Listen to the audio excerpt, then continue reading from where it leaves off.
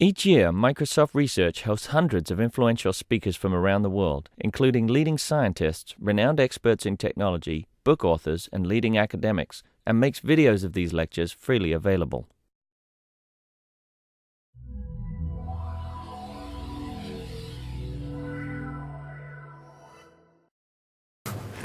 Okay. Hello, everyone. It's my pleasure to introduce Shawan from Wisconsin. He has a lot of connection with MSR even before this interview. He interned with MSR India and also MSR Redmond before.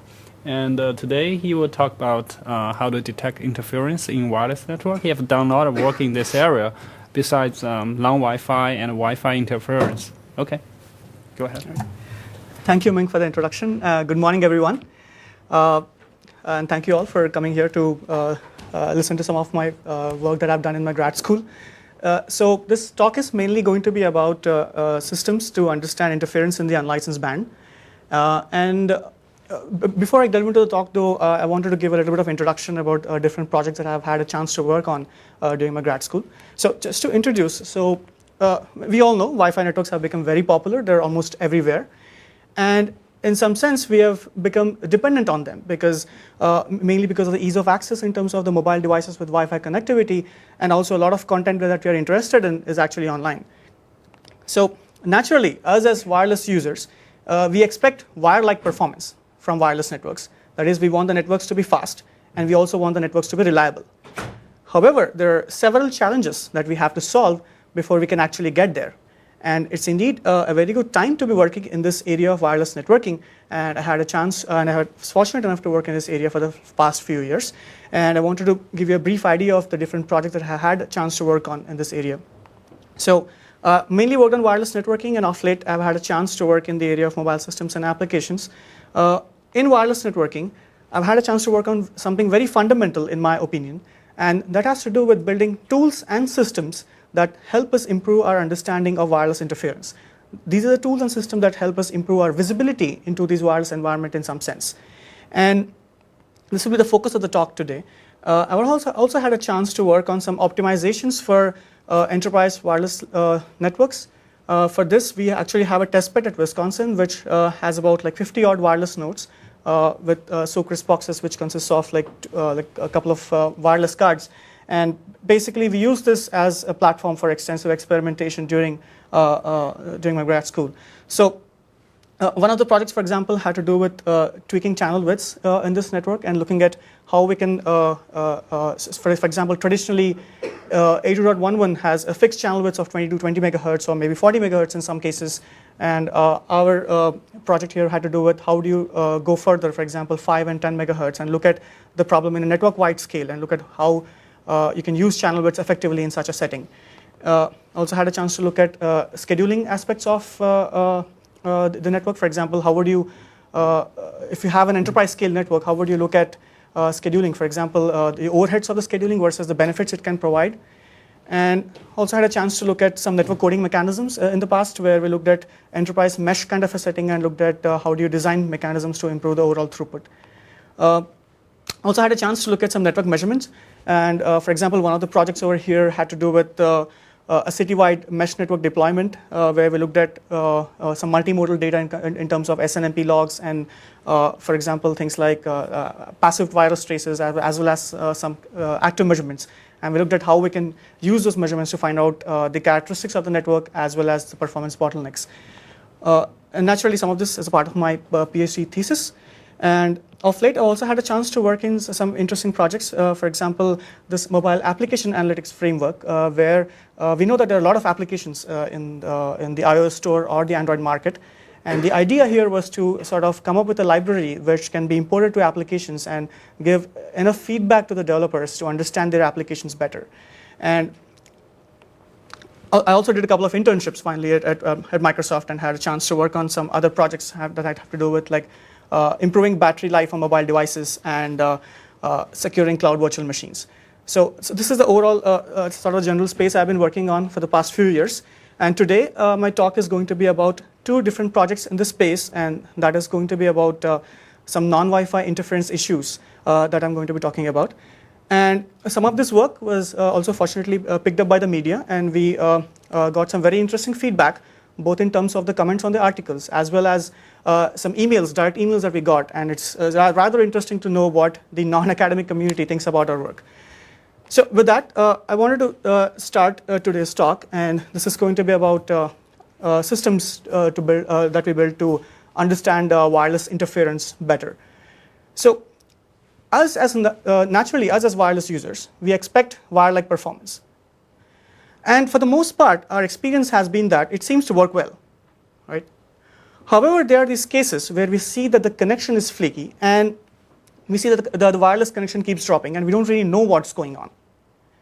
Let me give you a small example, and this is something which I got off an email thread from the computer sciences department student mailing list. So these are computer science students who are having trouble accessing their wireless networks, right? So the first student here says, is anybody else finding the network to be slow or flaky? I want to sanity check before I tell my lab administrator. The second one says, my laptop keeps dropping connection. Is there a one-spot guide to Wi-Fi troubleshooting? And the third one says, it was flaky for me yesterday, and restarting the laptop seemed to solve the problem, right? And this is typically the approach that we tend to take. We retry, or maybe we restart the laptop, and if all else fails, we try to somehow communicate that to the network administrator. And the network administrator, in this particular case, had to say this: we continue to hear reports of problems, but could not reproduce the problems on demand, nor do we have enough details to identify the real issues.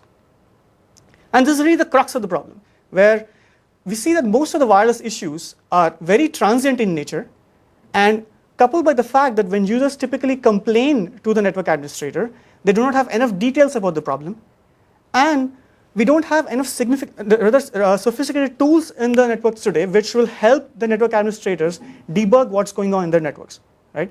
And in fact, these are network administrators are actually experts when it comes to, for example, wired networking, and we've talked to a bunch of them, but for some reason, when it comes to wireless networks, they don't have a very good idea of what's going on.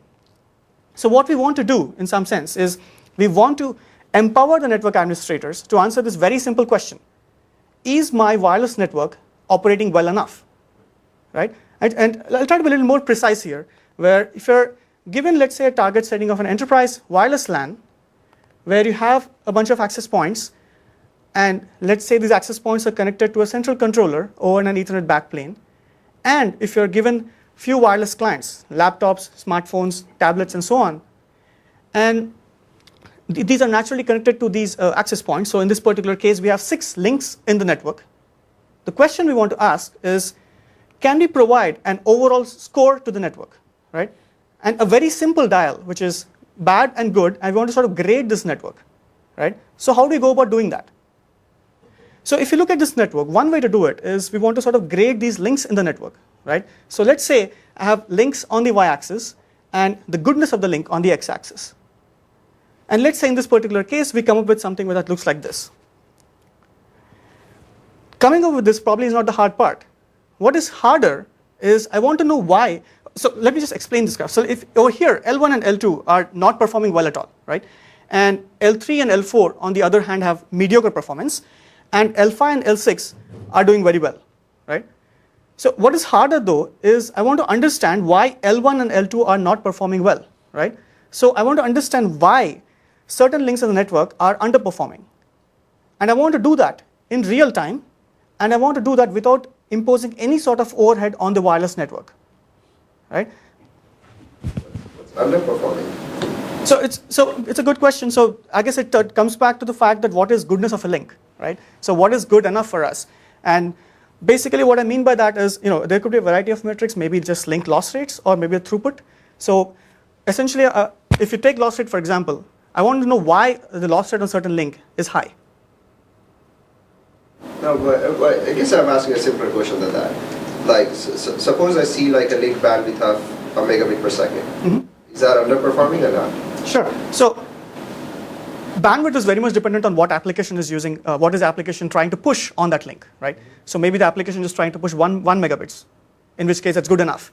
But if it's trying to push more than that, then it's not good, right? So in terms of, so rather I think I would like to think of it in terms of the loss rate of the links and see what is the quality of the link itself? Does that answer the question? So it's loss rate. Yeah, I mean, like for example, that is one thing which we focused on this work, which is like, how good is the link? Is the loss rate on the link high, or is it not so high? So, coming back to this question, right? So I want to understand why, for example, are certain links not as good as the others? And if you look at a very simple scenario where you are given an access point and you're given a laptop, and the user is trying to stream a video, and for some reason, let's say, the video starts buffering. And let's just say that in this particular case, it's because that the packets on this wireless link are not getting through. So I want to understand what is the reason for this packet loss, right? So for example, is it weak signal? That is, there is no interference in the network. It just so happens that the laptop is quite far away from the access point. Or for example, the transmit power on the access point is not high enough that the packet is able to be decoded successfully, right? Or it could be, for example, because of interference from Wi-Fi devices. That is, there are a number of Wi-Fi devices that sort of share the spectrum in some sense along with your laptop, and you want to understand whether any of this is affecting this Wi-Fi link. For example, packets that could be transmitted simultaneously and resulting in collisions. On the other hand, it could also be because of interference from a variety of non-Wi-Fi devices. So for example, things like microwave ovens or Zigbee devices, or wireless video cameras, or audio headsets, or frequency hopping cordless phones, or even game controllers like Xbox, right? So which of them is actually causing the trouble? And it's not easy to find out if you're given one link and it's experiencing packet losses. So for example, coming back to our mini wireless LAN example, I want to understand, let's say I come up with something like this where L1 is being impacted by a wireless video camera, and its impact is 0.7 on a scale of 0 to 1. Let's say, where 0 being the fact that whenever I turn on a wireless camera, it's not affecting the link, where 1 being the impact where whenever I turn on a video camera, none of the packets are getting through, let's say, right? Or, for example, over here, L2 has two different non-Wi-Fi interferers. The first one has an impact of 0.3, and the second one has an impact of 0.1. L3, on the other hand, is being impacted by link in the network itself, right? It's impacted by link L6 and has an impact of 0.2. L4, on the other hand, is not really suffering from any interference, but it is actually suffering from a weak signal problem, where the transmit power on the access point is not high enough. So I want to come up with a mechanism that sort of grades these links and finds out what is the reason behind high packet loss on each of these links. And in fact, the resolution is very much dependent on what is the underlying cause for this underperformance, right? So in some sense, I want to come up with a system that tells me what is the reason for packet loss on each of these links. So for that, we have a solution where we worked on real-time interference estimators for Wi-Fi to Wi-Fi interference, that is interference on Wi-Fi links from other Wi-Fi nodes. We looked at this problem back in 2008, where we worked on something called COLI, where it essentially stands for Collision Inferencing Engine, where we looked at a very simplistic scenario which takes one wireless link into account and says whether that link is suffering from collisions from other wireless networks. And this was a single node system. And we developed this solution on top of community Wi-Fi hardware. And we developed a multi-node system, which we called Pi, where it looks at multiple wireless nodes, uses these multiple vantage points, and tries to characterize the real-time interference conflict graph of a network. And when it comes to non-Wi-Fi to Wi-Fi interference, we put a special restriction. And that is, we do not want to use any extra hardware. We don't want to use any custom hardware or even sophisticated spectrum analyzers, for example, but use the information provided by a Wi-Fi card itself to first detect different non-Wi-Fi devices, and then not only detect the device, but also quantify the actual impact of a non-Wi-Fi interferer, and also physically pinpoint where, for example, in the physical space is this device, right? So I'll be talking about these two projects in this particular talk, where we will be focusing on how to detect these non-Wi-Fi interferers and sort of quantify their impact and physically pinpoint them. So, but before we delve into this non-Wi-Fi interference specifics, a question we want to ask is, well, is non-Wi-Fi interference a real problem? Should we be worried about it, right? And if you look at a number of wireless vendors, rather tech reports from them, a lot of them are working on this particular problem. And for example, there's a recent report from Cisco which says that more than 50% of the trouble in enterprise wireless LANs can be attributed to random interference sources like non-Wi-Fi devices. So the first question when we looked at the problem we asked was, well, how severe is the impact, right? Should we be worried about it? So we did some controlled experiments where we looked at what is the impact on these links when you on some good quality Wi-Fi links when you use devices like video cameras or cordless phones or microwave ovens. And it turns out that there are many cases where there is more than 50% throughput drop, and in some cases there is a complete loss of connectivity, especially with devices like wireless video cameras or analog cordless phones, which are high duty devices which sort of emit energy continuously. There is a complete throughput loss on the Wi-Fi link, right? So there seems to be a real problem here. The other question is, well, we know that the impact can be severe, but are these devices popular, right? Are these devices prevalent enough that I actually encounter them on a day-to-day basis? To understand this aspect, we went to cafes, enterprises, and homes, and we looked at non-Wi-Fi device activity in each of these environments by using a custom hardware. And in fact, this data set is publicly available for download, and what we could find was that across locations, there were many devices that appeared often, and in fact with very high signal strength, right? Possibly indicating non-Wi-Fi interference in these cases. So how do we solve this issue, right? So our solution, I'll give you a small example. Let's say you have 3 access points, AP1, 2, and 3, and you're given a wireless link, and you're given 2 different non-Wi-Fi interferers. The first piece of solution, which we call Airshark, tries to detect different non-Wi-Fi devices by using a software solution that runs independently on all 3 access points. So for example, AP1 over here says, I'm able to see a microwave oven. AP2 says, I'm able to see a microwave oven. I'm also able to see a video camera. AP3 says, I'm able to see a video camera, right? So once we are able to detect all these devices independently, the next step is to sort of understand the interference impact of these devices and also physically pinpoint where they are. So we combine information from all these access points to a central controller, and in the first step, we detect the device's location. And for example, over here, a microwave oven is at location R1, the video camera is at location R2, and then we find out what is the interference impact of, for example, this wireless video camera on this laptop. Yeah. Are there non-Wi-Fi video cameras? Yes, many. Yeah. Yes, they're continuous senders, and they just suck. Every part of it is awful. So for example, How do they sell them? I mean, if somebody buys them and they're sucking the home RF, why are we buying them? I think it has to do. They can use different bands for one, and so if you set the AP to channel 1 and the thing is up at channel 11 or whatever, you can do it that way. And I think that this is basically the security camera space. Security people and Wi-Fi, networking people sometimes don't talk too well. No, I know, because Panasonic had this problem with the phone tank completely.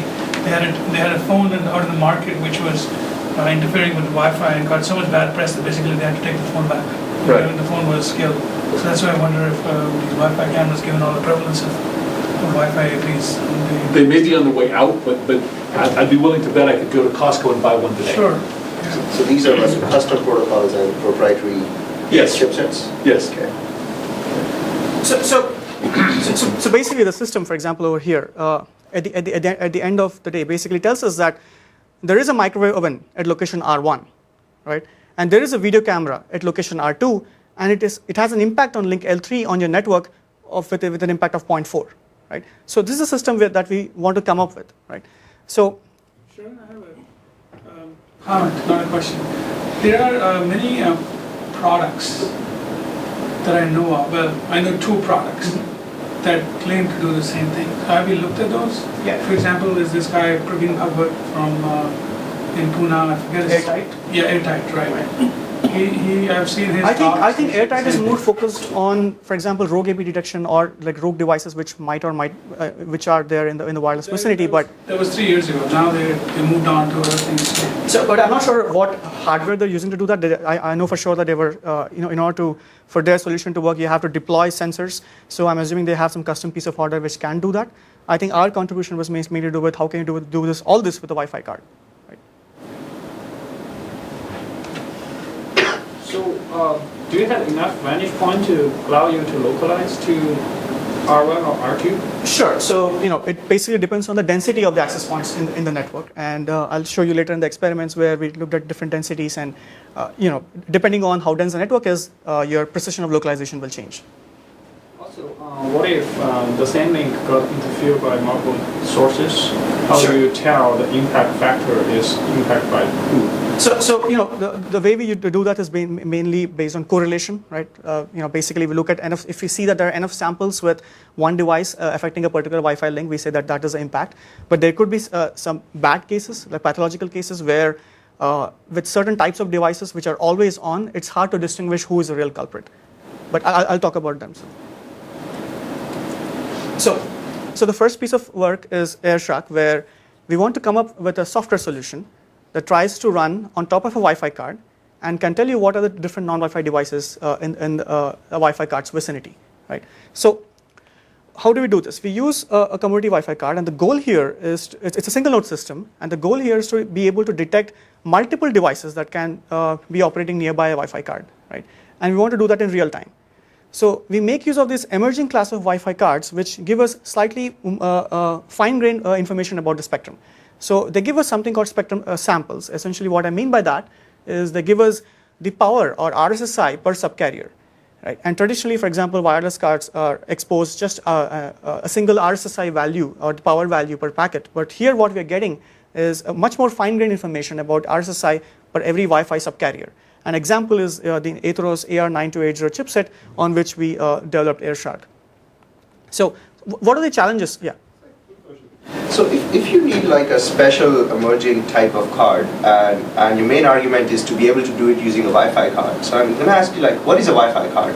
So by Wi-Fi card, I mean basically cards that are coming out today. Let's say, of course, this mechanism, for example, we won't be able to use that in already deployed networks which do not expose this functionality, right? So what I mean by a Wi-Fi card is basically a card which has the physical layer and the MAC layer that conforms to the Wi-Fi protocol. And this particular card just exposes a certain amount of information and additional information, but at the end of the day, it's still a Wi-Fi card, right? We're not using some extra sophisticated hardware which probably has a higher sampling rate, for example, which can sort of detect these devices. So you're saying some of the techniques that may be required to detect non-Wi-Fi interference, like would not be embeddable into a Wi-Fi card? Is that the idea? That Sure. So at least if you look at the literature, a lot of stuff that has gone into detecting these different devices, the kind of processing that you need, you probably have to end up changing the physical layer, which is not what I mean by Wi-Fi card, right? So I'm talking about a traditional Wi-Fi card which has all the processing units it requires to just decode a packet, right? And I want to use that functionality, which is sort of used in just decoding a packet, but just expose some information, for example, just like a finer information about the channel, which I can use to detect these different Wi-Fi cards, different non-Wi-Fi devices. If you're going that route, why wouldn't you even consider doing something in software radios? Because we've already shown the software radio access points are very possible now. Sure. Like I guess if you use software radios, you probably get a much more information about the channel, for example, or much richer information about the signal itself. No, but I guess the point was that, for example, if you're going to depend on a new generation of Wi-Fi cards, then why not just take... Because I don't really see a software-defined radio-based platform being deployed in any near future. Or the fact that, for example, if I want to, let's say there's a new building coming up and you're trying to deploy a network over there, I want this functionality right today in that building. Why don't you see it as a new generation of things coming up? It might, but I think it's going to take a while. So if that comes up, then what happens to your system then? So I think if that comes up, probably we might have a if that comes up, and when that comes up, I'm sure we can think of rather a lot of this. In fact, all the approaches that we developed over here will definitely be applicable, because that platform is always going to give us more information than what I have right now. So you can possibly improve, for example, localization precision or impact characterization, how well we characterize the impact. But I do see that the techniques are applicable. It's just that we are able to do also on top of a Wi-Fi card. So why limit yourself to such pragmatic things? I understand your question over there. I mean, it does make sense to, You're in the university doing research, looking at next generation of cards. Why are you limiting yourself to the next generation of cards? Why are you making a judgment on that particular thing? Because I think the non-Wi-Fi device interference is a problem that's there today. and it makes sense to solve it as quickly as possible.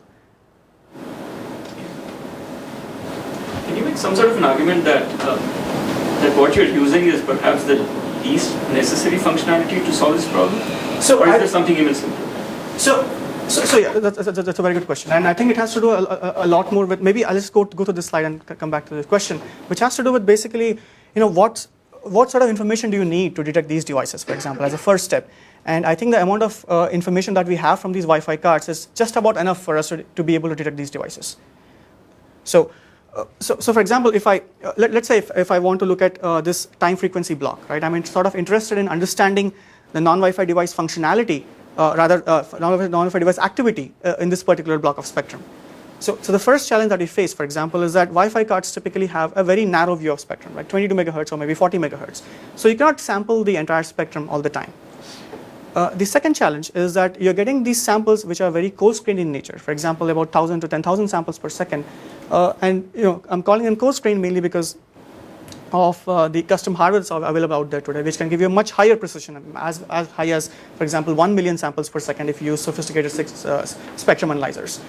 And if you look at the frequency resolution, again, Wi-Fi cards are limited by the fact that you're going to get information about the power or the RSSI every subcarrier. So you're going to get one sample every 312 kilohertz.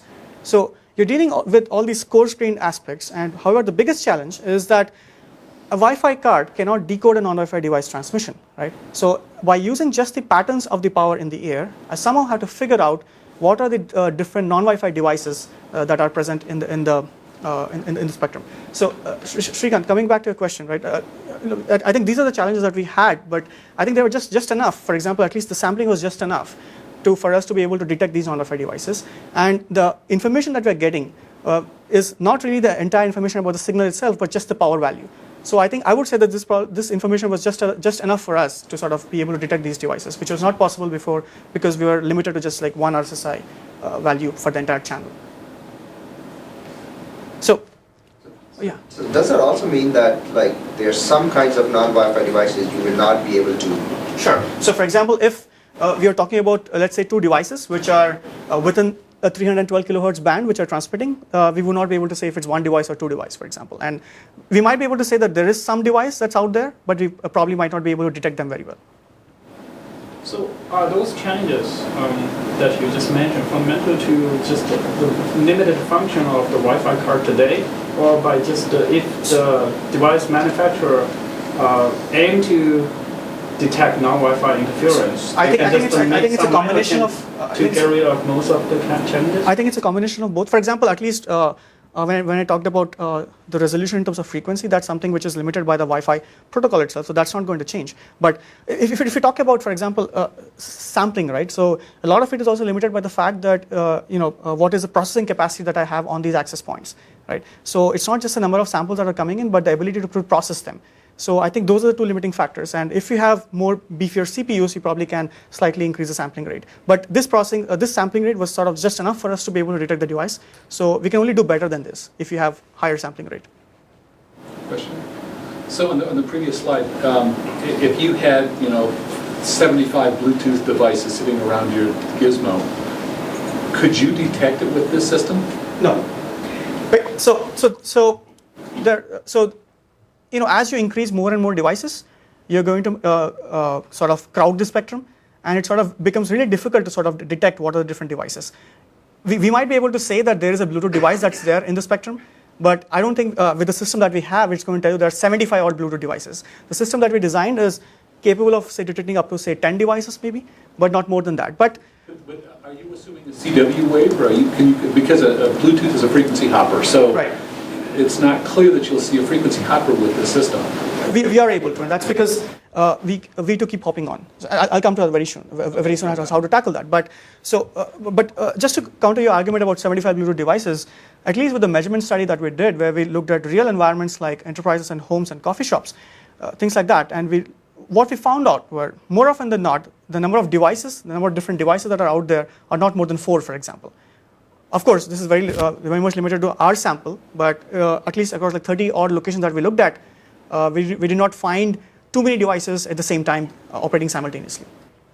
So for the measurement study that you mentioned, so did you get the ground truths? Yeah, so exactly. So basically for the measurement, we did the measurement study not with Airshark, but with some of the custom hardware that's available out there today, special chipsets that are designed specifically to detect these different non-Wi-Fi devices. So, if you're questioning the ground truth, or rather questioning the accuracy of the custom hardware itself, we did perform some control experiments before we went out into the wild to measure how good is the system to be able to detect these different non-Wi-Fi devices, and it was sort of accurate for the most part. So we believe that, and so we take that as a ground truth, and we measure the non-Wi-Fi device activity in different environments.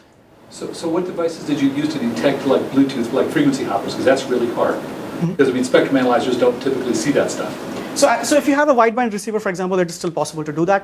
But I think most of the systems that are out there today that are even based on, there is some hardware which are wide enough. For example, they sample 100 megahertz at the same time, which is enough for you to even detect Bluetooth devices, because you're mostly concentrating on the 80 megahertz band that you have.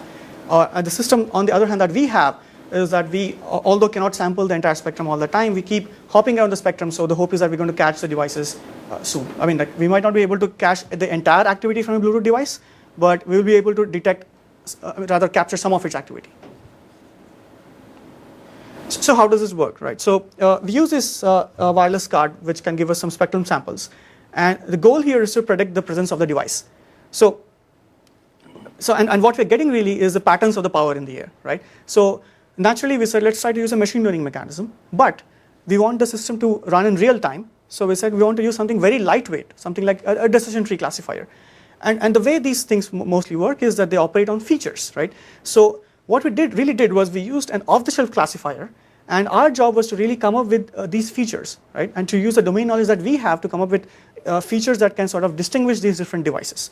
So we came up with features that capture the spectral and the temporal properties of different non-Wi-Fi devices. So, and I'll go into this now. So, how does it work, right? So if you have a wireless card, and here's a device detection pipeline, which is going to give you some spectrum samples to begin with, and we apply a series of procedures after which we are able to detect a device. I'll talk a little bit about each of these modules. So the first one is spectrum sampling, which is quite simple. All we do is we are given a big block of spectrum to sample, and we know that we cannot sample it all the time, the entire spectrum all the time. So we divide it into a certain number of subbands, let's say 22 megahertz, which a Wi-Fi card can sample. We sample one subband at a time, and then we move on to the next one, and so on and so forth, right? So although we are not able to capture all the spectrum samples, the hope is that we will be able to catch all different non-Wi-Fi devices, frequency hoppers or not, over time. So this is a secondary card of the AP, or this is the main card doing it? So right now we have a card which is dedicated to just doing this spectrum analysis and trying to figure out what are the device, non-Wi-Fi device activity. So however, the card, it really depends on the use case. So for example, in Airshark, we wanted to sort of monitor the entire spectrum.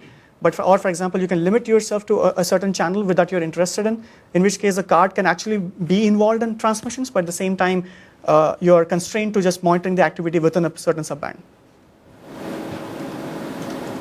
So once you gather enough samples, right? So next step is I want to look at each of these samples and figure out, is there anything interesting in this sample, right? I want to know if there is any non-Wi-Fi device activity in this sample, and in which case I want to process the sample further, otherwise I want to neglect the sample. So if you look at a particular sample, it looks something like this, where you have power and frequency. And we use a very simple approach, which says, let's say pick a threshold, right?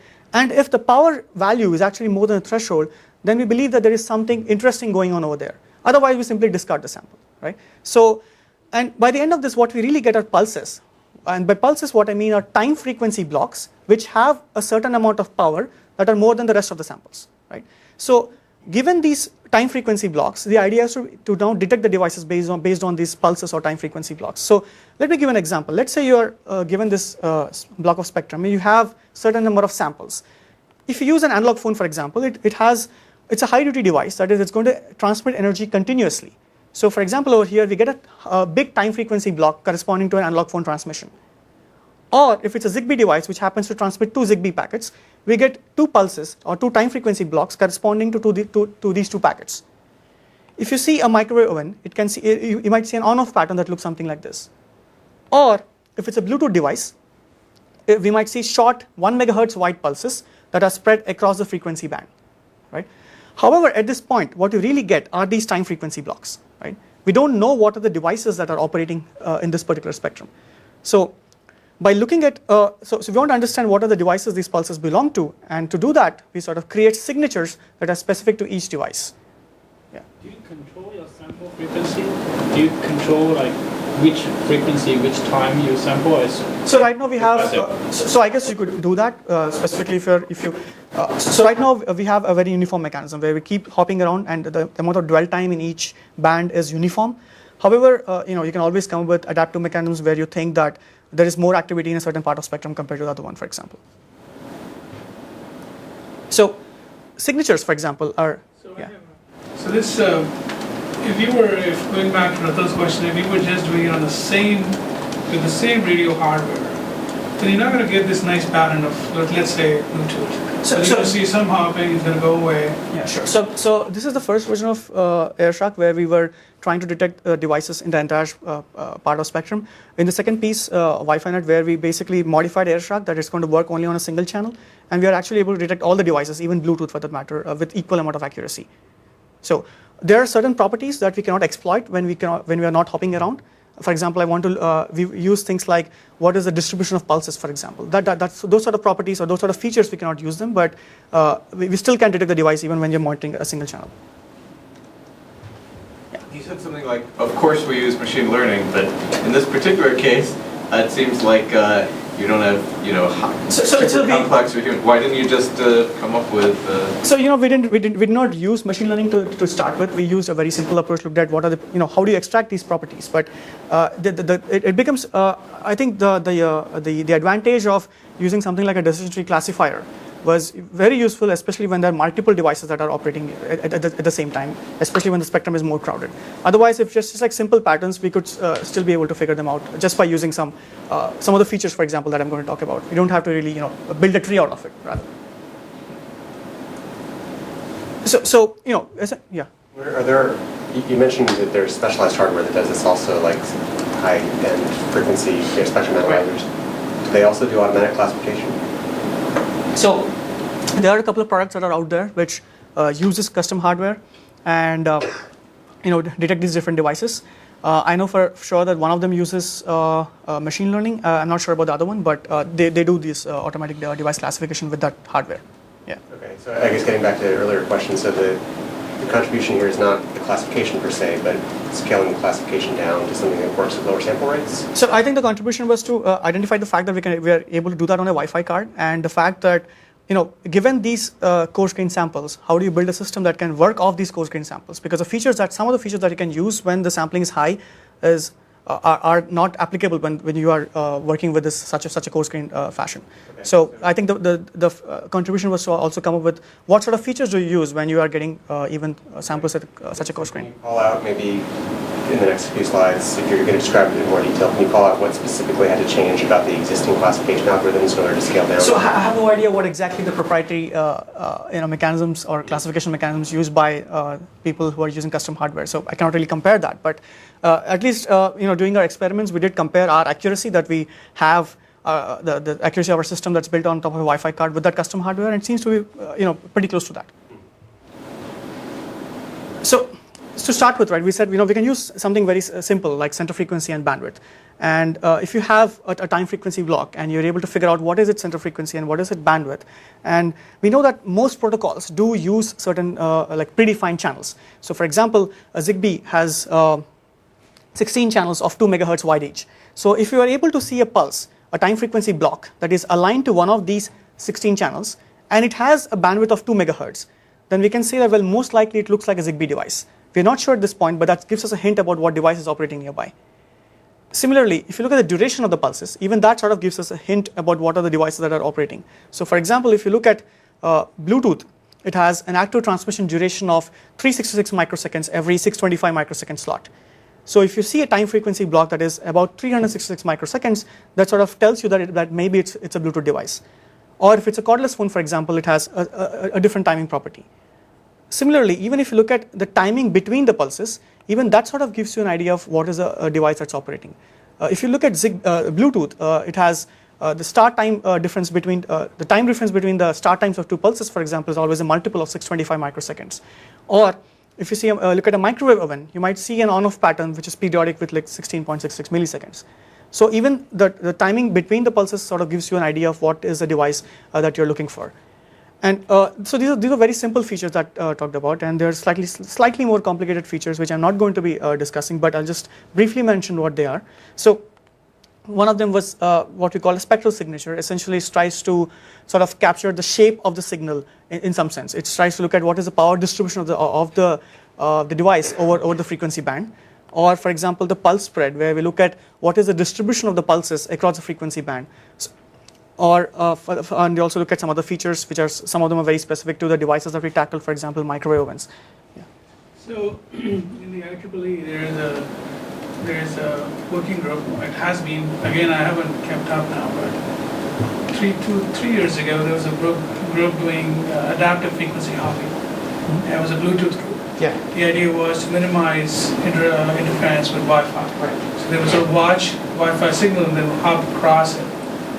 Now, I wonder if like, for example, they themselves are looking at some certain signals. So I think if you sort of, there's one thing to sort of raise a flag, and then there's another thing to adapt to basically where you are. So if you have two systems adapting to one another, right, it could be a little bit of a problem. Right.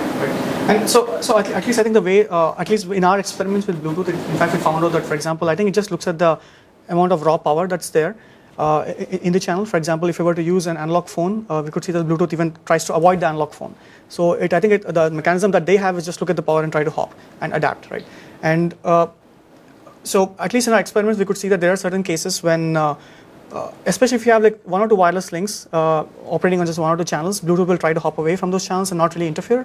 But when the spectrum becomes crowded, that's when you have start problem.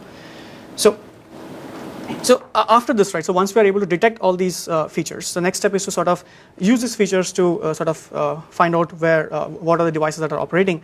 And so for that, we collect samples in both cases when the device is on and when the device is off, and basically we extract the features that we talked about. And we train the classifier. And now in real time, it sort of it tells you whether the device is present or not based on this classifier.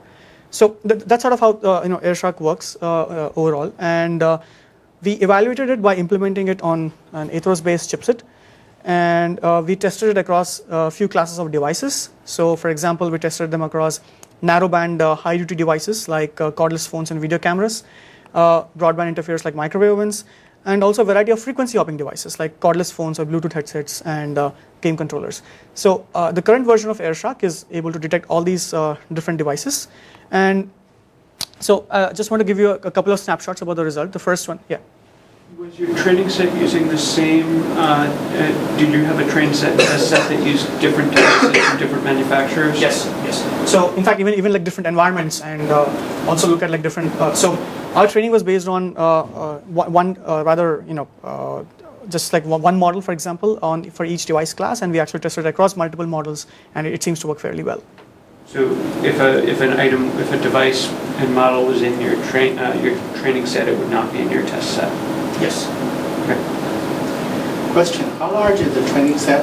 How many devices are there? And for each device, how many training samples are you presented? So it really depends on the type of the device. So for example, if it's an analog cordless phone, which is always on, we only need a few samples because the property of the device is not really changing, the transmission property. But for example, if you look at a Bluetooth device, we need a slightly more number of samples. So the amount of training period sort of ranged from a few hundred milliseconds, which is enough for devices like analog cordless phones, versus a few seconds for devices like Bluetooth device. Do you see clustering behaviors within each type of device? Or, for example, for different device, for the same device from different manufacturers, their diversity in terms of their features. Is the feature consistent within a type of device? Yes. And in fact, that's the reason why we are able to sort of accurately detect even the other models of devices. But there are certain devices, for example, some cheap hardware that you get, for example, analog cordless phones, which are not so expensive. And those are the devices which we saw that some of them did not really exhibit stable features, for example, especially when we are looking at low power cases. But other than that, for the most part, we see that the features are compatible across all the models.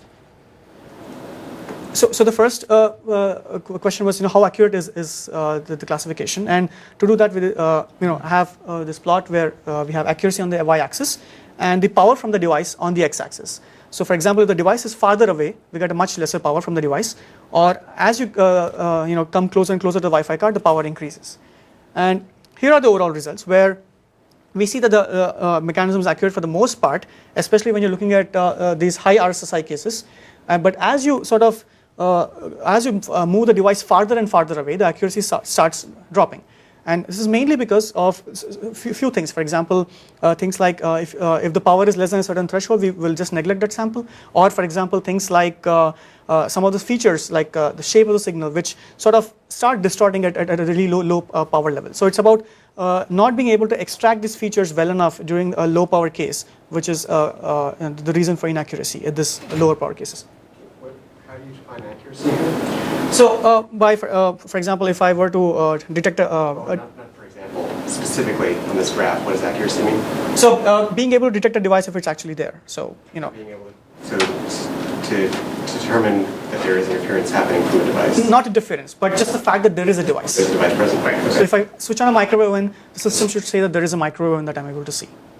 Okay, and are you also counting being able to distinguish which of these kinds of devices it is, or just to say there is a device that's present? No, exactly which of those devices. If it's a microwave oven or if it's a cordless phone or whatever. Okay, so it's both of those things. So what happens if do you count it as accurate if it detects that there's an interferer present but it gets the classification wrong? We say that in that case the accuracy goes down and false positives increase. So accuracy is being able to correctly detect the type of the device that's actually being operated. And so what about false positives, meaning that so there's a trade-off, right? So basically, what the results are. So I don't have a graph, but I have a number. I can just show you that right away, right after this. Okay. So so the system is sort of fairly accurate, especially when you're looking at signal strengths more than, for example, minus 80 dBm. And the next question is, what happens when there are multiple devices, right? So here again, we're plotting accuracy, and we repeat a similar experiment where we keep devices at different distances, and we want to measure the accuracy in each case. That is, we want to be able to detect each of the device. If I'm running like 3 devices, Airshark has to detect all the 3 devices correctly, right? So, and here are the results, where again, as you increase the distance, the accuracy falls down. But more importantly, as you keep increasing the number of devices, the accuracy starts falling off. And that's intuitive, because as you increase more and more, as you sort of throw in more and more devices, the spectrum sort of becomes more crowded. And especially there are cases, for example, where the signals can overlap, which can cause further trouble, because of which the accuracy sort of starts falling down. So coming back to your question, I think so. This is what the false positive rate that we have, and in fact, it's sort of like a tunable parameter, because it's very much dependent on the threshold that we are looking at. For example, we can slightly increase accuracy, but we would take a hit on the false positive. So we sort of did some experiments and used the thresholds as that we wanted to keep the false positives low. And we experimented with like several locations, and also try to compare it with the custom hardware that's out there today. And what we find that the amount of accuracy sort of slightly less compared to, for example, the custom hardware that's out there. We see a 2% increase in error rate, for example. And we also looked at some other mechanisms like support vector machines and things like that, but we wanted to have the system do the classification in real time, and also we wanted it to be transparent in some sense. So we did not use, so we stuck to decision tree classifiers. So I have a very small demo of Airshark, and here we have a setup where there is an access point, and that's going to give you some spectrum samples. And these are the 4 different devices that we tested. So this one is an analog cordless phone. This is a frequency hopping cordless phone. This is a Zigbee device, and there's a Bluetooth headset with an iPhone. And this is the output of Airshark over here with 4 different windows corresponding to the output of each device. And it's actually a 10-minute video, which I compressed it to 1 minute. So it might be a little choppy, but I hope it gives you an idea.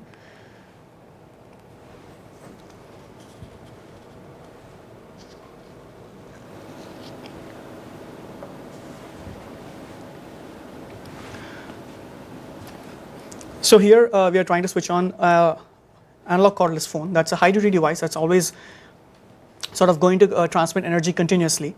And we are able to detect this cordless phone in real time, and also show you the amount of power received from this particular cordless phone. Does this work even in the presence of actual normal Wi-Fi traffic? Yes, so we also have experiments which quantify the impact of Wi-Fi traffic, because Wi-Fi traffic in some sense is noise to our system. What we found out was if there is extreme amount of interference, there's too much Wi-Fi traffic, then the accuracy sort of slightly starts falling down. How much Wi-Fi traffic was there in the graphs you showed, the performance results you showed us earlier?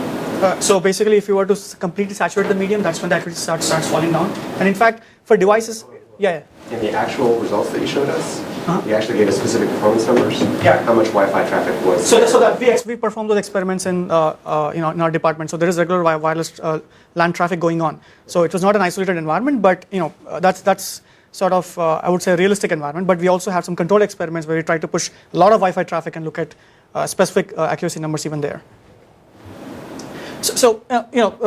I guess although you might not get a very good sense of how Airshark works, the point was to just show that it's able to detect all the 4 different devices in this case. One was a cordless phone, one was a Zigbee device, which is a variable duty device, and a frequency two of frequency hoppers like Bluetooth and cordless phone. So just to sort of recap, so what have we done so far? So we have Airshark, which can run independently on all these access points, and it can detect all these 3 different devices in an access point's vicinity, for example. The next step is to sort of combine this information and figure out where in the physical space is this device, and whether this device is actually impacting any of the Wi-Fi links. Right. So this is what we're worried about. Whether is there any interference that's actually happening. So to do that, so there are actually a couple of challenges that we have to solve before we actually get to a stage where we can use where we can physically pinpoint where the device is and what is actual interference impact. So I will not go into the details of this mechanism, but just show you what are the challenges that we faced when trying to solve this, and how we could overcome those challenges. So, and let me give you an example to show you the challenges. So first one is, let's say you have a cordless phone where you have like 3 different access points, and it's transmitting a pulse, a time frequency block, and let's say we are running Airshark on all these 3 access points. So they happen to catch this transmission, tag it with the fact that it belongs to a cordless phone device, and these are 3 different power or RSSI at which it's able to capture this pulse. So if you were to try to localize this device, we want to find out where in the physical space is this device. So if this was a Wi-Fi packet, for example, we could simply combine information from all 3 access points and sort of get something like a fingerprint, right? And we could use this fingerprint to figure out where in the physical space is this device. The problem over here is that this is a time frequency block, right? There is no, for example, header information over here. So there is no ID or a MAC address that's actually associated with this particular pulse. All we know for sure is that it appears to be a transmission from a cordless phone device. So the question over here is, how do I know that all these pulses actually correspond to the same transmission, right? So, and I'll give you an example as to how we solved it, and we use a very simple heuristic actually. So let's say we are able to run Airshark on all 3 access points over here. The first one gives us 2 pulses, P1 and P2. The second one gives us 2 pulses, P3 and P4, and the third one finally gives us a pulse P5. And all of them are of type cordless phone, right? And I want to find out what are the unique pulses in these 5 pulses that I'm able to see. So we applied a very simple heuristic which says, well, if you look at pulse P2 and P5, we see that they start at the same time, they end at the same time, they have the same center frequency, and they have the same bandwidth, right? So we apply this heuristic which says, if we are able to see all these 4 properties where we see that it's a transmission from a type cordless phone, and they start and end at the same time and have the same center frequency and bandwidth, then most likely it's from the it belongs to the same transmission. Yeah. So how do you do time synchronization between the various APs? Yes, I was just about to come to that. So the question here is, how do you even align the timelines, right? So and it's sort of like a chicken and egg problem over here, because we want to use the time synchronization to find out what are the common reference points in some sense. So here is where running on top of a Wi-Fi card was useful, because it so happens that the clock that is used to timestamp the packets, Wi-Fi packets, is same as a clock that is used to timestamp these spectrum samples. So what we really do is we look for common Wi-Fi packet receptions, and then we synchronize all the access points in the network. And we have to do some sort of like transitive synchronization, because all the access points need not be in the same, might not be able to hear each other, for example. So once we have this network-wide time synchronization based on common Wi-Fi packet receptions, we are now able to align the timelines. So once we align the timelines, for example, we know that P2 and P5 indeed are the same transmissions. P1 and P3, for example, yeah. What's the granularity of the synchronization needed for this? So right now we have for a granularity of 500 milliseconds, we have an error of about 6 microseconds. So so the sample, so the granularity is very much dependent on what error am I sort of what is the leeway I'm willing to sort of give to say that both of them start at the same time. And so essentially we're getting the sampling rate is something like 100 microseconds per each sample. So as long as the error is much lesser than that, we should be okay. And we use the granularity of 500 milliseconds. And in this scenario, they are doing coordinated sampling of. So in this particular scenario, they're actually running on the same channel. So we are trying to monitor one particular channel over here. So each of them is just monitoring the Wi-Fi environment on a particular channel. And based on the common Wi-Fi packet receptions, we are able to synchronize the time clocks. I see.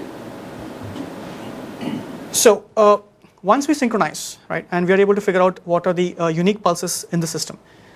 And however, there's one more challenge before we can actually go to device localization and interference quantification. And I can give you an example again where, let's say we want to estimate what is the impact of this particular phone, right? So the problem here is that let's say if I have one more phone which can transmit at the same time, then right now we don't have the capability to distinguish what are the transmissions belong to different phones, right? So for example, if I want to find out that phone 1 is out of these two phones, if this particular phone is the actual culprit, at the very least I should be able to segregate the transmissions from that particular phone to identify the impact. So what we really do over there is, so the question is, Airshark was able to tell us that there is a cordless phone. Now the question is, how many cordless phones are there? And what are the, which device does each of these pulses belong to, right? So we use some clustering-based mechanisms which help us sort of distinguish what are rather segregate the transmissions from these different devices. And I'll not go into the specifics of this clustering mechanism, but we're able to sort of exploit some device-specific properties and also properties, some generic properties like RSSI. So just to give you a snapshot of the results. So here, I'm able to sort of cluster 4 different cordless phone devices to 2 cordless phone handsets and 2 cordless phone base stations based on some simple timing property. And here we were able to segregate out transmissions from 2 different microwave ovens, again based on some timing properties. And I have one more plot here which is going to show you that we are able to cluster the transmissions from 4 different cordless phone devices based on simply the fact that they happen to be in different locations, for example. So we're using RSSI as a proxy for location in some sense. So once we find out, after this clustering, we are able to sort of find out what are the unique devices in the spectrum, and we also are able to segregate their transmissions. So once we do that, once we know what are the unique devices, we can then proceed to like device localization and interference quantification. So I'll talk a little bit about each of these, just a slide on each of them. So or maybe a couple of slides on each of them. So for device localization at this point really becomes straightforward. We assume that the access point locations are known, and there are several well-known techniques that we experimented with. So, for example, we looked at centroid approach, which is a very naive approach where we looked at just the location of the access points and pick 3 different access points with the highest signal strength, and we say that just take the average of that and say that's where the non-Wi-Fi device is actually present. And we also look at some fingerprinting approaches where we actually went sort of collected fingerprints in different areas of the building, for example, and figure out and have a database of these fingerprints and figure out which is the closest matching fingerprint. Of course, there is an overhead involved in such fingerprinting approaches. So we experimented with a model-based approach, where again we use a very simplistic propagation model, but it seems to work fairly well. And I wanted to touch upon that a little bit. So the challenge here was that we do not know the transmit power of the device. Right? For example, if there's a microwave oven or if there's an or a cordless phone, for example, we don't know what is the transmit power of the device. So traditional models which assume if you know the transmit power will not work. So we use a model where basically what we do is we have an algorithm which sort of works in pair of access points. What it does is it tries to look at what is the power what is the relative power between the access points rather. So it takes 2 access points at a time and tries to figure out the difference between the receive power, and we model. We have a simple model which tells you what is the probability that the device is present in a certain grid based on each pair of access points. So if you look at this example, this is the ground floor of our computer sciences department, and we deployed like access points over there, and this is one particular test case where the green star shows you the actual location of the cordless phone. And here, for example, the algorithm sort of works in pair of access points. So for example, after processing the first pair of APs, this is what the probability looks like, where the yellow circle over here is showing you showing the area with the maximum probability of finding that particular device, right? And as you keep adding information from more and more access points, you sort of are able to sort of predict where the device is. And in this particular example, the predicted location is very close to the actual location. So it seems like a much easier thing to do would just be to add the transmit power of the device as one of the parameters of your model. Sure. So so basically. You don't know that. Yeah, that's the problem. Yeah. So I mean, but I guess maybe you're talking about an approach of where. So you have these observations, and you're trying to find the most likely. You're trying to do, let's say, some iterative hill climbing algorithm to find the most likely. So exactly. That's what. In fact, we also have a hill climbing kind of an approach which sort of tries to detect iteratively by even using the transmit power as a parameter. It just increases the search space, but we still can find that out. But it just said it's slightly more computationally expensive. Whereas this particular model sort of accounts for the fact that we don't have to know the transmit power by looking at the relative difference in the power of the access points.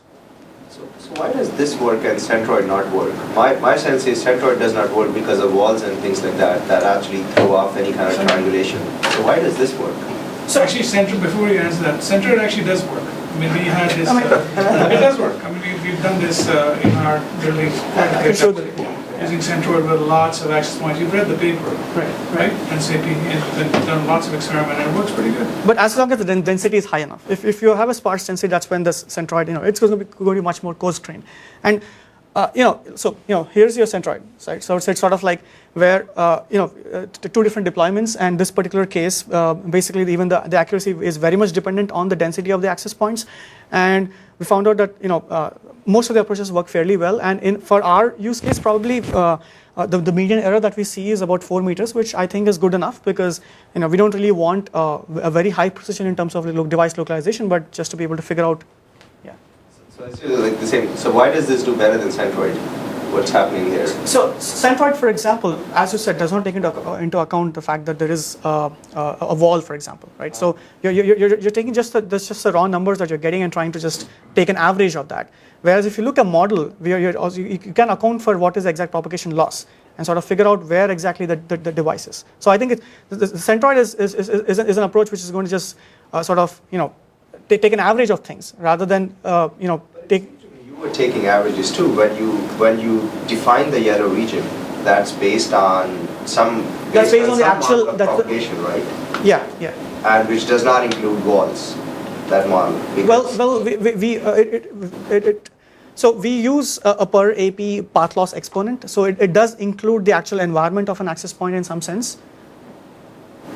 But that's not what matters. What matters is the number of walls between the transmitter and the AP. Mm-hmm. So there's a circular problem here. I'm not quite sure how you got around that. So the way we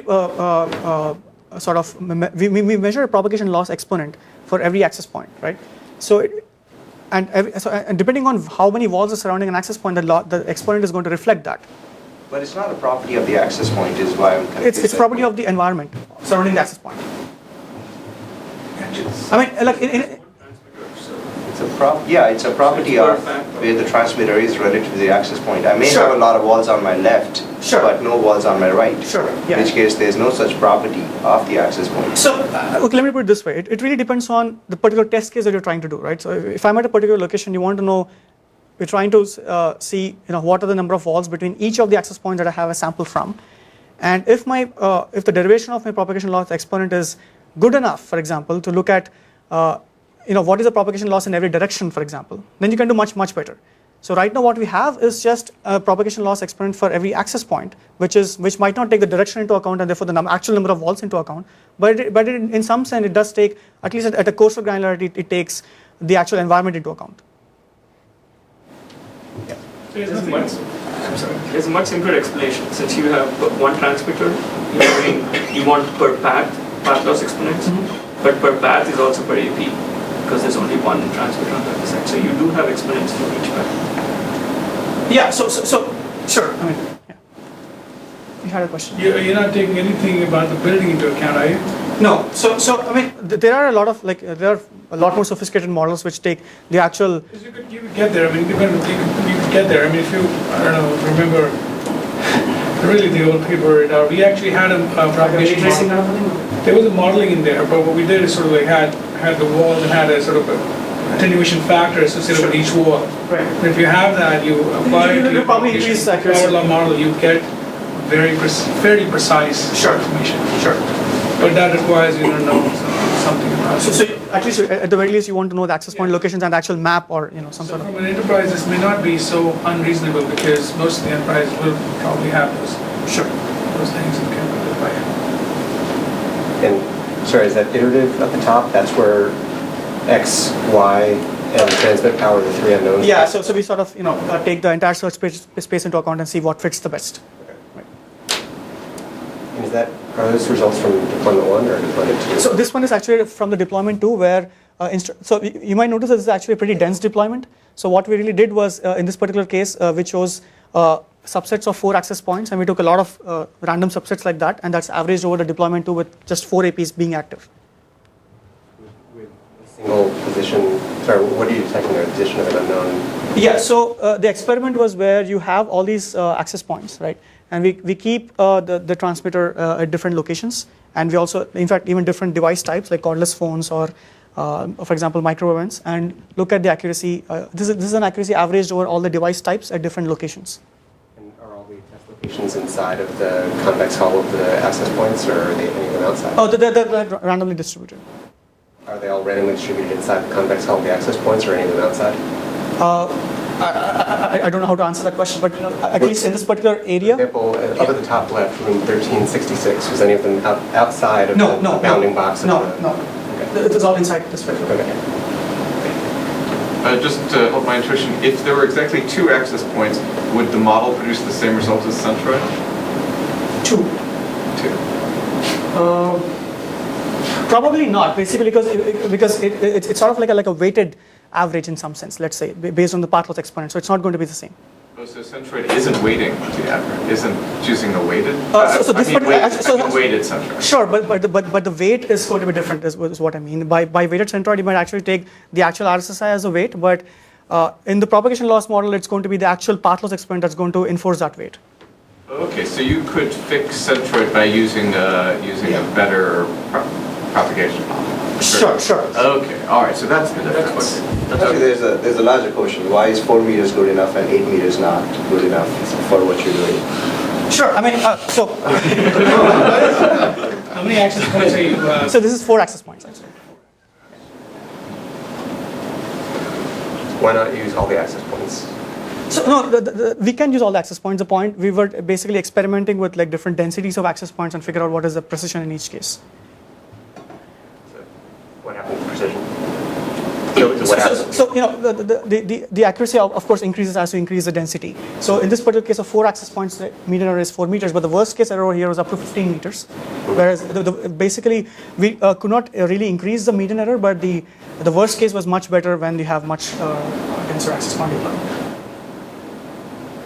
So finally, I want to talk a little bit about interference estimation, where the goal here is basically we want to quantify the impact of each device on each of these wireless links, right? So, and in some sense, what we really use is correlation, where we first identify what are the transmission overlaps between Wi-Fi frames and different non-Wi-Fi device transmissions, and then we correlate this to the actual frame losses that we happen to see. So let me give you a small example as to how we sort of quantify the interference. So let's say you have one wireless link, right, one access point and a client, and you have a non-Wi-Fi device transmitter, a cordless phone, and you want to find out what is the impact of this phone on this particular link, right? So let's say this particular wireless link transmits 3 Wi-Fi frames, and this cordless phone is able to transmit 2 non-Wi-Fi device transmissions. So by virtue of the fact that we are using the same clock to timestamp the packets as well as pulses, and by virtue of time synchronization, we are able to align the transmission timelines over here. And once we do that, if you look at let's say if you look at frame 1, let's say it's lost, frame 2 is successful, and frame 3 is lost, right? So basically, by looking at this, we can see that whenever there is an overlap between a Wi-Fi frame and a non-Wi-Fi device transmission, there seems to be loss, right? So in this case, for example, we can say the impact is 1. So more formally, what we find out is what is the probability of loss given that there's an actual overlap between the transmissions. So that sort of quantifies the impact in some sense. So here is one snapshot of the result where on the ground truth over here is basically the actual impact of a non-Wi-Fi device, which we find out by using controlled experiments by knowing exactly when the device is on and exactly when the device is off. And on the y-axis we have WiFiNet's estimate, which we derive in real time by randomly switching on and off the device. And we see that most of the points are very close to the line x equals to y, showing that the estimate is very close to what the actual ground truth is. And I have a CDF of the same data on the right hand side, and what we see that is that the impact that we characterize is within 10% of the ground truth in most cases, right? So for the most part, we are able to sort of accurately find out what is the impact of the device in some sense. And we did a variety of experiments, and I don't mean to bore you with the details of this graph, but a quick question. Yeah. On the last graph on the impact factors, right. Do they impact the packet loss rate of the Wi-Fi frames? Are you basically, is the WiFiNet estimate and the ground truths are all the packet loss rate of the Wi-Fi frame, or it's other measures? Yeah, it's a loss rate. It's a loss rate given there is an overlap. Yeah. So we try to do experiments with a variety of topologies. We try to mix in, for example, Wi-Fi and non-Wi-Fi interference, and also look at multiple device types. And the goal here was to look at whether we are able to sort of figure out the locations of the device accurately, and also sort of pinpoint the actual interference impact in each case. And the system seems to work fairly well in most cases. So finally, I just wanted to talk a little bit. Yeah. Just when you presented the results of the identification devices, it showed that you were accurate above about 80 decibel signal strength, something like that. You mean detection accuracy? The detection accuracy, and then it dropped off rapidly below it. Right. So, did you do any evaluation of whether signal strengths below that have an impact, can have significant interference, and how does that play into this? Sure. So good question. So the thing is, there are two things here, which is, the signal at my detector can be less than -80, but maybe there is a client which is close to that device because of which there's an actual impact. So the actual impact is very less when you look at signal strength of -80, for example. But it can so happen that even though the detector, Airshark is able to detect the device at -80, the device can actually have an impact on some other client which is much nearer to that device. So that can definitely happen. But however, given an enterprise setting where you have not just one node, but you have multiple nodes, the hope is that you might find one node which is close enough for it to be able to detect the device correctly. So, if there's a node that you can't detect because the signal strength is too low that is causing interference, can you at least say there is interference caused by an unknown source? Sure. So I mean, I guess we could say things like, I see 5 devices in my list, and I'm able to sort of figure out what is the impact of each of these 5 devices. So I guess if you're not able to detect, if any of the node is not able to detect the device, all we could say is that there are some links which you are unaccounted for, but we cannot do better than that. So I have just a couple of slides on the future work, which I wanted to talk about work in the context of what I have been doing, and specifically in the context of like next steps in terms of like wireless diagnostics. And slightly more like broader interest in future directions. So in terms of wireless diagnostics, right? So at a very high level, what we're trying to do was trying to build systems that can improve our visibility into these wireless environments. And the way our approach was to basically build systems for wireless monitoring and diagnostics. And I really see the 4 pieces of work like Collie, Pi, Airshark, and WiFiNet as building blocks in this particular aspect, where we looked at both Wi-Fi to Wi-Fi interference and Wi-Fi to non-Wi-Fi to Wi-Fi interference, and we took support from access points or the network to do this. And this is really scratching the surface in some sense. For example, all these approaches are very passive in nature. So one approach could be to augment it with a limited amount of active measurements and see how that can help us. For example, sending probes into the network and trying to figure out what is the actual impact of the device and see if we can sort of improve our accuracy by doing that. And in fact, another approach would be to even use the clients where we could see, for example, we can imagine a small piece of code running on the clients, which can sort of help us give a unique view of the system. For example, we will know what the client view of the network is, and see how that can sort of improve the overall accuracy of the system. And what we really want to do is learn through deployment, and that's the approach we're taking, at least with Airshark. And right now we have deployed the system in one floor of the building, and we're trying to see, so this is a primitive web interface of Airshark, and we're trying to see how that can sort of help understand the wireless environment in our computer sciences department. And we are working very closely with the network administrator in this particular case to get their feedback on as to if this tool is useful or not. And also, we are trying to currently commercialize Airshark. There are about 3 wireless vendors who are very much interested in this particular solution, and we're trying to push it to the industry. So slightly more broader aspects. So at the end of the day, what we're trying to do is really improve the user experience in some sense. And to do that, one of the things is to actually build a solid platform for diagnostics and management, not just of wireless networks, but systems as a whole, and even applications. And we're kind of trying to see, for example, some of the projects where we're trying to see how smartphones, for example, in your environment can sort of be helpful in these wireless diagnostics. And even if you look at home networks, that's actually a completely different space where we don't have this advantage of having an infrastructure that can help us diagnose wireless issues. So it remains to be seen as to how a single node system, how far can we push with that, and if we can somehow use a mechanism that can use information from multiple such nodes and see if we can diagnose the environment better. And we also are looking at, for example, one of the things to look at is how do you improve the raw network speeds, for example, right? And there's always scope for smarter control plane mechanisms, and see how much of it can we actually push, for example, on community Wi-Fi cards. And also newer technologies on the horizon, 11AC or 60 GHz wireless, which a lot remains to be done in this aspect. And of course, energy is going to be a primary bottleneck. It remains a big challenge as to how do you make systems more energy efficient, especially on these mobile platforms of late. And I want to look at, for example, optimizing protocols, and also look at specific support from the operating system. For example, simple things like enabling hibernation on the phones in order to sort of save the battery power. And one of the things that to really look at is to look at the context and see how an external context can be useful to sort of improve the energy aspect on this particular on these mobile platforms.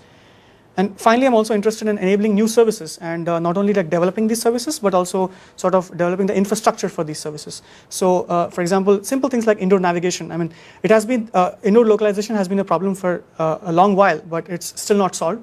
And even, for example, enabling richer applications, not only using extended resources, not just the cloud, but also resources on the mobile device itself. For example, things like GPUs, which are not yet being tapped into to see what sort of richer applications can be sort of enabled.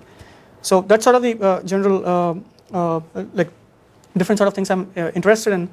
And so with that, I just wanted to thank my advisor and some of the students and mentors, both at Microsoft Research and even outside, who I had a chance to work with over the past few years.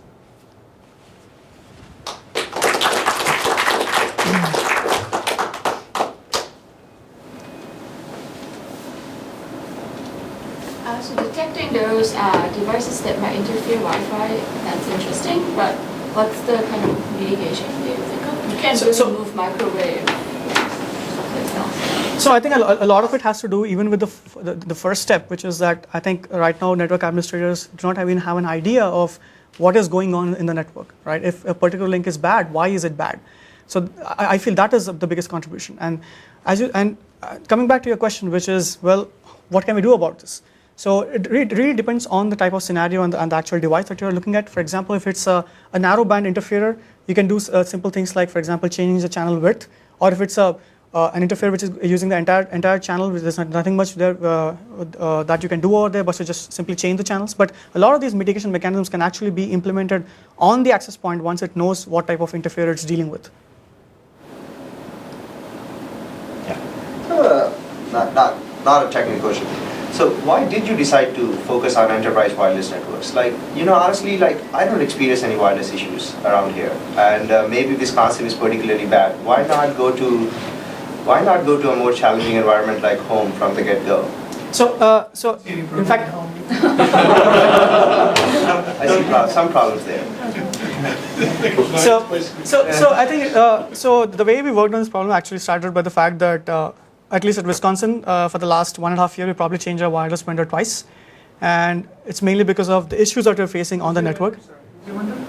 So right now it's Cisco, I think, but before that it was like Cirrus and even Aruba at some point. So the issue was, in fact, I can quote you one example with Cirrus. It so happened that we were not able to connect to the network, or there was a lot of interference.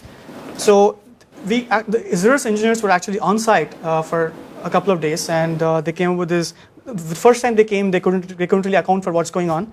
And on their second visit, though, they actually came up with spectrum analyzers, and they pointed microwaves and cordless phones as the culprits for the for the ruckus that was going on in our department. So that was actually the starting point for this project, where we said that, well, these guys are saying that the problem is because of these non-Wi-Fi devices, and we did not have any solution or infrastructure which can actually validate the problem, because even their sampling was only for 2 days, and we wanted to be sure that is actually the problem. So that's how we actually started working on the problem, and I think we chose enterprise networks mainly because of the trouble that we, at least in our department. So finish that story. So after that, you build this system. Yeah. So right now we're at a point where we're deploying it, and we want to measure it over time and see if that is actually causing trouble. Because even at least engineers from Cirrus, for example, were only able to point out that there is a lot of non-Wi-Fi device activity. But when we asked, can you actually account for that? But is that non-Wi-Fi device activity responsible for any loss rates that you're able to see on the link? That answer from them was not definitive. And that's what we are trying to solve right now. What are some new things that might come up in the Wi-Fi cards, let's say the next few years, that you're excited about? So, I think, for example, as you go further, especially with like 11 AC and things like that, you can see, clearly you can have much wider bandwidth, right? So in that case, specifically if you're talking about, what can we do with these kind of approaches, we have this problem of hopping, for example, right? And which we don't have to deal with anymore, and our precision of sampling will be much higher, and I would only see the accuracy of the system improving much further, with that kind of functionality. And even clocks on the Wi-Fi cards, for example, are getting, I think, much better in their precision. And simple things like indoor navigation, which traditionally we have been using things like RSSI, which probably we need, can be much.